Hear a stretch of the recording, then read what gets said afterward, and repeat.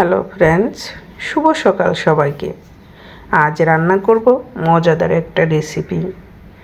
এখানে দেখতেই পাচ্ছ আমি কড়াইয়ে পরিমাণ মতো জল, কাঁচামরিচ আর স্বাদ মতো লবণ আর দিয়ে দিব পরিমাণ মতো হলুদ গুঁড়া দিয়ে জলটাকে ভালো করে ফুটিয়ে নেব।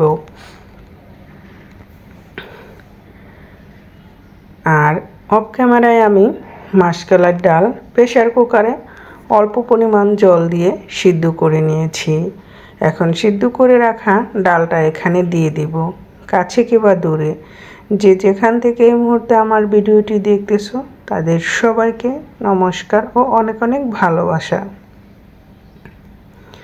এই তো আমি ডালটা দিয়ে এখন এই ফুটন্ত গরম জলের সাথে মিলিয়ে নেব। টাইটেল থাম্বনেল দেখে তো বুঝেই গিয়েছো আজ রান্না করব মাসকলাইর ডাল। কিভাবে মাসকলাইর ডাল অল্প সময়ের ভিতরে মজাদার করে রান্না করা যায় সেটাই তোমাদের সাথে শেয়ার করব।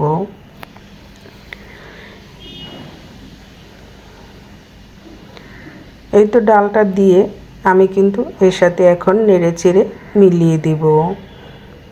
মাসকলাইর ডাল এভাবে রান্না করলে খেতে কিন্তু খুবই ভালো লাগে এবং অসাধারণ স্বাদে মজাদার একটি ডাল।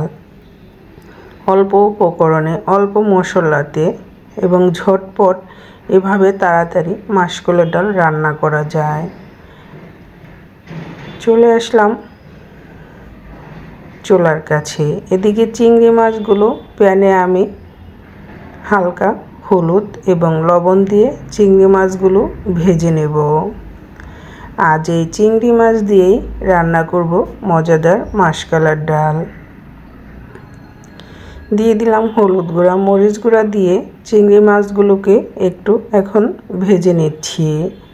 আর চিংড়ি মাছগুলো ভাজা হয়ে গেলে এই চিংড়ি মাছ দিয়ে দিব মাসকলাইর ডালের ভিতরে। আজ মাসকলাইর ডাল একটা স্পেশাল মশলা দিয়েই আজ আমি রান্না করতেছি। খেতে কিন্তু দারুণ হয়েছিল। এই তো ভেজে রাখা চিংড়ি মাছগুলো মাসকলাইর ডালের ভিতরে দিয়ে দিলাম। এখন এগুলো নেড়েচেড়ে মিক্সড করে দেব। তারপর ওই প্যানের ভিতরে ডালটাকে আমি সম্বার দিয়ে নেব। কি দিয়ে সম্বার দিচ্ছি সেটা দেখতে হলে সাথেই থাকো আর দেখতেই থাকো। এই মজাদার মাসকলাইর ডাল চিংড়ি মাছ দিয়ে যারা এখনই করে খাওনি তারা একবার হলেও করে দেখতে পারো, খেতে কতটা ভালো লাগে। দিয়ে দিলাম তেল আর দিয়ে দিচ্ছি ফোড়নে গোটা তেজপাতা, শুকনো মরিচ আর দিচ্ছি গোটা জিরা। এগুলো দিয়ে এগুলো হালকা ভেজে নেব। ভাজা হয়ে গেলে এখানে দিয়ে দিব রসুন কুচি আর পেঁয়াজ কুচি। রসুন পেঁয়াজ কুচি দিয়ে এগুলো ব্রাউন কালার করে ভেজে নেব। তারপরে সিদ্ধ করে রাখা ডালের ভিতরে এগুলো দিয়ে দেব। এই ছিল স্পেশাল মশলা। দেখতেই পেলে কত অল্প মশলাতে এবং মজাদার ডালটা রান্না হয়ে গেল। এখন এই ডালটা আমি এই মশলাগুলো ডালের সাথে নেড়েচেড়ে মিক্সড করে 1 থেকে 2 মিনিটের মতো আবার ফুটিয়ে নেব। কেমন হলো আমার ডাল রান্না করা? ভালো লাগলে লাইক, কমেন্ট, শেয়ার করে আমার পাশে থাকবে। আজকের ভিডিওটি খুবই ছোট, আশা করি সবাই ফুল ওয়াচ করবে। দেখতেই পাচ্ছ আমার ডাল কিন্তু এখন পুরোপুরি রেডি। গরম ভাতের সাথে খেতে কিন্তু অসাধারণ লাগবে।